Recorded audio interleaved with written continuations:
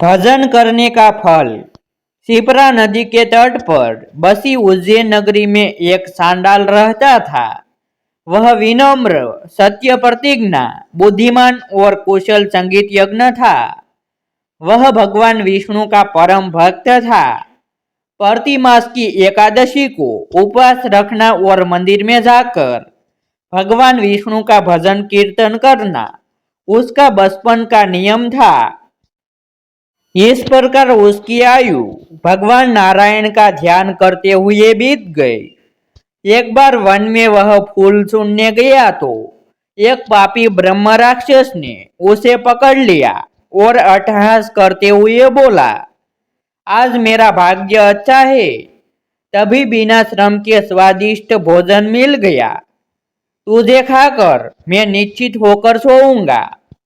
सांडाल विनती करते हुए बोला, राक्षस राज, मुझे भगवान नारायण की शेष पूजा अर्चना करनी है, इसलिए आज मुझे छोड़ दो।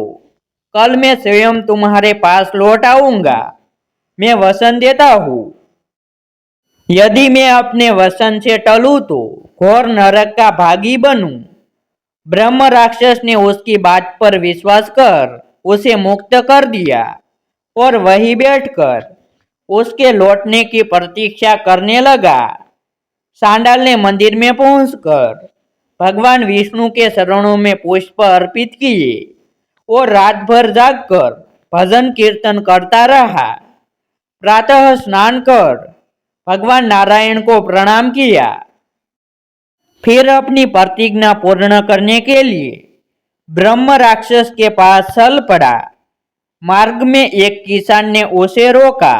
अरे, सुबह सुबह वन की ओर कहाँ जा रहे हो? सांडाल ने सारी बात बताई तो किसान बोला, यह शरीर धर्म, अर्थ, काम और मोक्ष, इन चारों पुरुषार्थ को पाने का साधन है, इसीलिए मनुष्यों को सदा इसका पोषण करना चाहिए।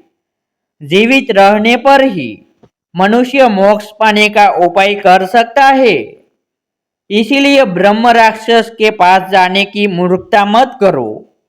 सांडाल विनम्र स्वर में बोला, भाई, संसार में केवल सत्य ही अक्षय और पुण्य प्रदायक है। संसार की सारी सुख संपदा सत्य के बल पर पाई जा सकती है।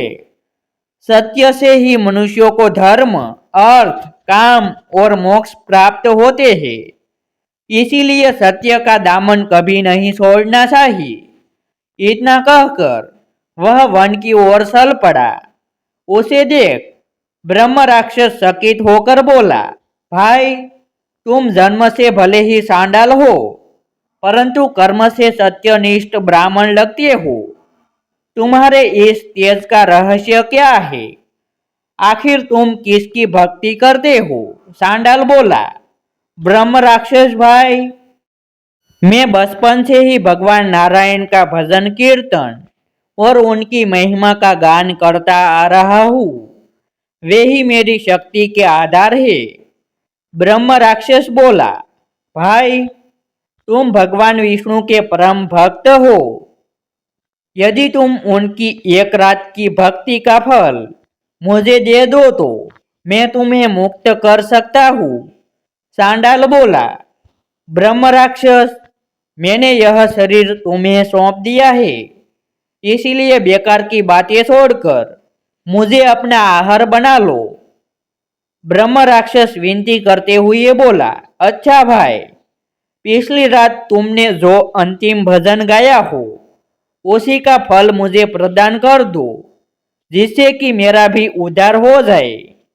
तब सांडाल बोला, अगर तुम वचन दो कि अब से किसी प्राणी को नहीं मारोगे तो मैं अपने एक भजन का फल तुम्हें दे सकता हूँ।